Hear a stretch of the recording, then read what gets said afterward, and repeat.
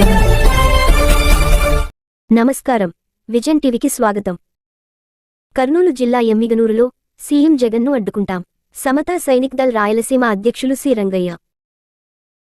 ఎన్నికల సమయం కావడంతో నియోజకవర్గ పర్యటనలో భాగంగా కర్నూలు జిల్లా ఎమ్మిగనూరులో ఈ నెల 29న పర్యటన సందర్భంగా సమతా సైనిక్ దళ్ రాష్ట్ర కమిటీ ఆదేశాల మేరకు ముఖ్యమంత్రి ఎమ్మిగనూరు నియోజకవర్గం పర్యటనలో జగన్ను అడ్డుకుంటామని సమతా సైనిక్ దళ్ రాయలసీమ అధ్యక్షులు సి రంగయ్య హెచ్చరించారు.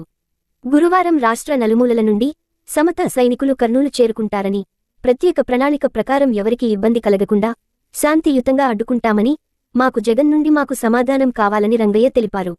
దళితుల బ్రతుకులను బజారు పాలు చేసిన ముఖ్యమంత్రి జగన్ ఎక్కడ ఎవరికి సామాజిక న్యాయం చేశారో చెప్పాలని జిల్లా అధ్యక్షులు మల్లేష్, పరమేష్ డిమాండ్ చేశారు. శుక్రవారం రోజు సిద్ధం సభకు హాజరయ్యేటువంటి జగన్మోహన్ రెడ్డి గారిని అడ్డుకోవడానికి మేము సంసిద్ధమై ఉన్నాము. దయచేసి దేనికి సిద్ధం?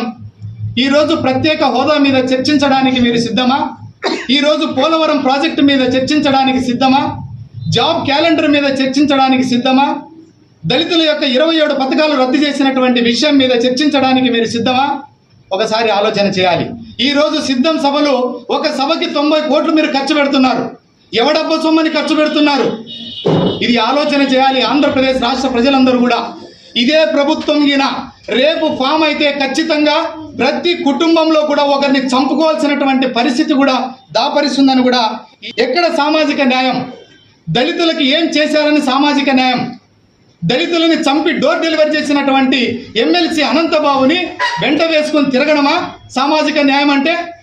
కోడికత్తి సీనును 5.5 సంవత్సరాలు జైల్లో పెట్టడమా సామాజిక న్యాయం అంటే? 27 పథకాలను రద్దు చేసి దళితుల పరిస్థితిని దారుణంగా తయారు చేసినటువంటి మీరా సామాజిక న్యాయం గురించి మాట్లాడేది? ఈ 125 అడుగుల విగ్రహం పెట్టినంత మాత్రము మీరు దళితులు ఓట్లేస్తారని మీరు ఎలా అనుకుంటున్నారు? మీరు తెలంగాణలో జరిగినటువంటి పరిస్థితి ఆంధ్రలో కూడా జరుగుతుంది. ఖచ్చితంగా నీ గెలుపుకి ఫుల్ స్టాప్ పెడతాము, మీ పార్టీకి సమాధి కడతామని కూడా సమతా సైనిక్ దళ తరఫున మేము హెచ్చరిస్తున్నాము. దయచేసి కూడా ప్రశ్నించడానికే మేము అడ్డుకుంటున్నాం.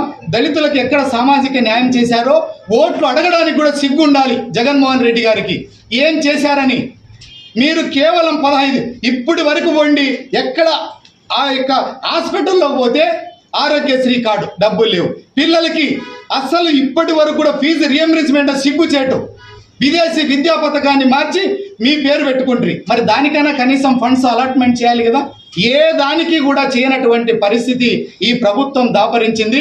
తప్పకుండా ఈ ప్రభుత్వానికి బుద్ధి చెప్పడానికి రాష్ట్ర వ్యాప్తంగా మా సమతా సైనిక్ దళ అందరూ కూడా సిద్ధంగానే ఉన్నాం.